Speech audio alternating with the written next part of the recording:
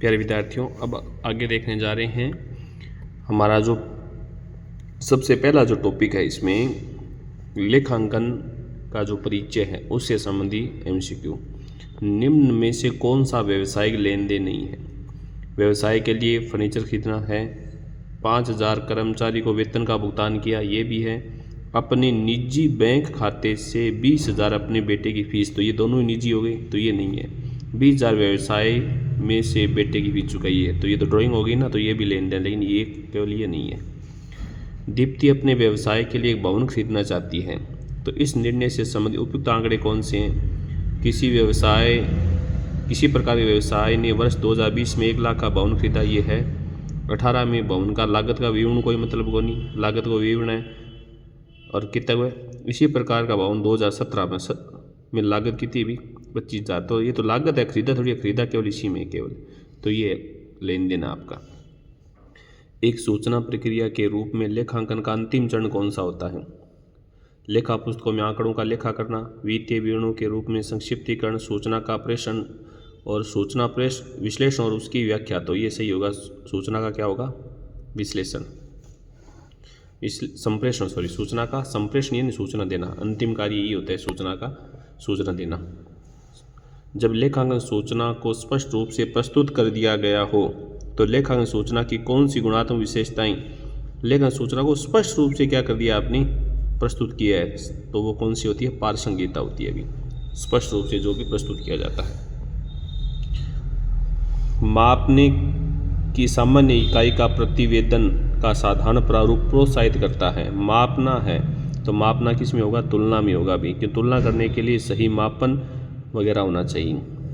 व्यवसाय में पूंजी का क्या अर्थ है? भी दायित्व पर पूंजी का, दायित्व पर संपत्ति का आदेश, दायित्व पर किसका? संपत्ति का आदि क्या कहलाता है? पूंजी। व्यवसाय के स्वामी द्वारा व्यापार से धन और माल निकालने पर जिस खाते का लेखा किया जाता है उस खाते का क्या नाम है? अगर अपनी व्यापारी स्वामी द्वारा व्यापार से धन निकालने अपने निजी के लिए, तो वो ड्राइंग होती है, वारण है। पुस्त पालन में व्यवहार से क्या तात्पर्य है? ट्रांजैक्शन मतलब लेन देन कौन सा होता है? वस्तु धन सेवाओं का बिना मूल्य नहीं होगा, वस्तु सेवाओं का मूल्य प्रदान होता है भी, खरीदना बेचना वगैरह जो भी, ये क्या होगा? व्यवहार होगा। नकदी, वस्तु सेवाओं का नकदी आदान प्रदान किस पे होना चाहिए? मूल्य। दोहरा लेखा प्रणाली का प्रारंभ हुआ था इटली में। पुस्त पालन का लेखाक्रम की सबसे अधिक वैज्ञानिक विधि कौन सी है? वैज्ञानिक कौन सी है? अभी दोहरा लेखा है। दोहरा लेखा प्रणाली का जन्मदाता कौन है? Lucas Pacioli. निम्नलिखित में से दीर्घकालीन दायित्व कौन सा है? दीर्घकालीन तो ये है अभी ऋण पत्र, बाकी तो ये तीनों ही क्या है? चालू दायित्व है। निम्न में व्यापार की चालू संपत्ति है, चालू संपत्ति कौन सी है? चालू संपत्ति है स्टॉक। पुस्त पालन जहाँ समाप्त होता है वहाँ कौन सा लेखांकन? वित्तीय लेखांकन शुरू होता है। लेखांकन चक्र की कालक्रमानुसार 3 अवस्थाएं कौन सी है? सबसे पहले क्या होगा? अभी सबसे पहले प्रारंभिक लेखा, फिर वर्गीकरण, फिर सारांश। व्यापार प्रारंभ करते समय व्यापार का स्वामी जो धनराशि लाता है उसे क्या कहते हैं? उसे पूंजी कहते हैं। निम्नलिखित में से व्यापार की स्थायी संपत्ति कौन सी है? अभी ये तीनों तो क्या है? ये दोनों तो है चालू संपत्ति, ये कृत्रिम हो गई, तो ये स्थायी संपत्ति है। निम्नलिखित में से चल संपत्ति नहीं है, चल मतलब चालू संपत्ति नहीं है, कौन सी नहीं है चालू संपत्ति? ये 3 चालू है, ये क्या है? दीर्घकालीन, लिखा ही हुआ है दीर्घकालीन है ये। पुस्त पालन और लेखांकन की सबसे अधिक वैज्ञानिक विधि कौन सी है? दोनों की वैज्ञानिक कौन सी है? अभी दोहरा लेखा।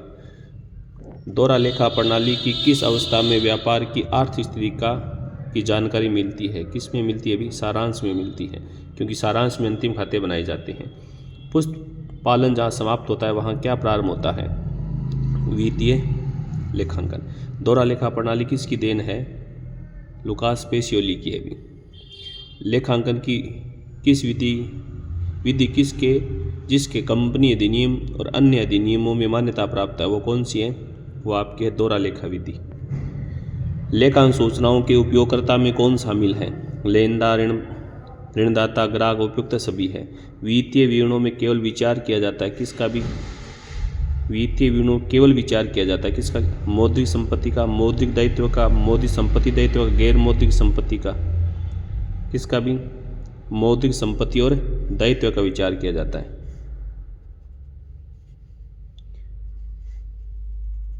5,000 रुपये का वेतन भुगतान किया तो यह एक क्या है, अगर आपने भुगतान कर दिया तो ये क्या हो गया, एक लेन देन हो गया। वित्तीय विवरण क्या है, वित्तीय विवरण क्या है अभी, वित्तीय विवरण पुस्तपालन है या लेखांकन है, तो वित्तीय विवरण किस में होते हैं, लेखांकन में होते हैं अभी। निम्नलिखित सभी लेखांकन के कार्य है सिवाय, खतौनी अलग है ना, मापन, निर्णय, पूर्वानुमान ये अलग है। निम्न में कौन सा लेखांकन का उपक्षेत्र नहीं है, लागत लेखांकन है, वित्तीय है, प्रबंध है, लेकिन पुस्तपालन नहीं है। दोहरा लेखा प्रणाली का पर सबसे पहली अंग्रेजी पुस्तक किसने लिखी थी, अंग्रेजी पुस्तक एडवर्ड जोन्स ने लिखी थी, और अंग्रेजी में अनुवाद इसकी पुस्तक का अंग्रेजी में अनुवाद किसने किया था, हुजोल्ड कैसिल ने, इसने तो अंग्रेजी पुस्तक लिखी थी। वित्तीय लेन देनों को मौद्रिक रूप से संक्षिप्तीकरण तथा वर्गीकरण की विधि कौन सी है, वित्तीय लेन देन जो है उसे मौद्रिक रूप से संक्षिप्त में वर्गीकरण किया जाता है, ये कौन सी विधि में होता है, लेखा कार्य में होता है। संक्षिप्तीकरण किस में होता है अभी, लेखा कार्य यानी लेखांकन में। निम्न में से व्यवसाय की भाषा कहा जाता है लेखांकन को। लेखांकन का क्या आधार होता है, लेखांकन का आधार क्या है अभी, पुस्तपालन। पुस्तपालन का मुख्य कार्य क्या है, मुख्य का लेन देनों का संपूर्ण लेखा करना, व्यवसाय और वित्तीय प्रभाव की गणना करना, आंकड़ों का विश्लेषण निर्वचन करना, 1 और 2। तो निर्वचन करना इसका काम नहीं, इसका तो काम ये 2 ही है बस। ये तो काम किसका होता है अभी, आंकड़ों का विश्लेषण जांच वगैरह करना, तो ये किसका होता है, लेखांकन के बाद ऑडिट का होता है। वित्तीय वर्ष के अंत में 2 लाख माल के विक्रय के बाद 10,000 का क्लोजिंग स्टॉक बच गया तो ये क्या होगी, ये घटना। जो अंतिम जो शेष बच जाता है ना वो क्या होती है, घटना होती है अभी। वित्तीय विवरण किसका भाग है, वित्तीय विवरण है लेखांकन का। अमेरिकन जनता प्रमाणित संस्थान लेखाकार के मूल तत्व को गिनते हैं। लेखांकन प्रधान बोर्ड। प्रबंध लेखांकन क्या करता है अभी, प्रबंध के लेन देनों से संबंधी लेखा प्रणाली, नाम से संबंधित है। लेखांकन का प्रत्यक्ष लाभ शामिल नहीं होता। कौन सा प्रत्यक्ष लाभ शामिल नहीं होता है, वित्तीय विवरणों का निर्माण करना होता है, लाभ हानि होता है, रुचि के समूह को सूचना देगी, तुलनात्मक लाभ नहीं होता है अभी। दोहरा लेखा प्रणाली का जनक ये तो है लुकास पेसियोली। अशोक लिमिटेड 31 दिसंबर 2019 को मोन लिमिटेड से 1,75,000 की मशीन खरीदता है, तो ये क्या है, खरीदी है तो क्यों जिसी लेन देन घटना दोनों क्या उसी भी, क्यों संपत्ति है तो खरीदी है जो लेन देन है, और लास्ट में बच की 2 घटना भी है। मूल्यवृद्धि से संबंधित समस्या के द्वारा संभाली जाती है। मूल्यवृद्धि से, मूल्यवृद्धि किसी में आता है, मुद्रास्फीति में। वित्तीय विवरण के उपयोगकर्ता में शामिल है। वित्तीय विवरण के उपयोगकर्ता में कौन शामिल है अभी, तीनों ही है। एक कंपनी के वित्तीय विवरण निम्न में से कौन सी उपलब्ध नहीं होती है, कौन सा उपलब्ध नहीं होता है अभी, कुल विक्रय, कुल लाभ हानि, पूंजी, उत्पादन है क्या, वित्तीय विवरण में उत्पादन के बारे में नहीं है सूचना। कार्यालय किराया 5,000 चुकाया तो ये तो केवल क्या है, व्यवहार होगा बस, घटना नहीं होगी। क्यों, क्योंकि चुका दिया, अंतिम शेष नहीं बचेगा। स्वामित्व समता के संबंध में निम्न में से कौन सा सही है, कौन सा सही है अभी, चालू संपत्ति स्थायी संपत्ति जोड़ दो, चालू दायित्व और दीर्घकालीन दायित्व घटा दो, तो क्या बन जैसी स्वामित्व समता मतलब शेयर होल्डर फंड बचे जैसी।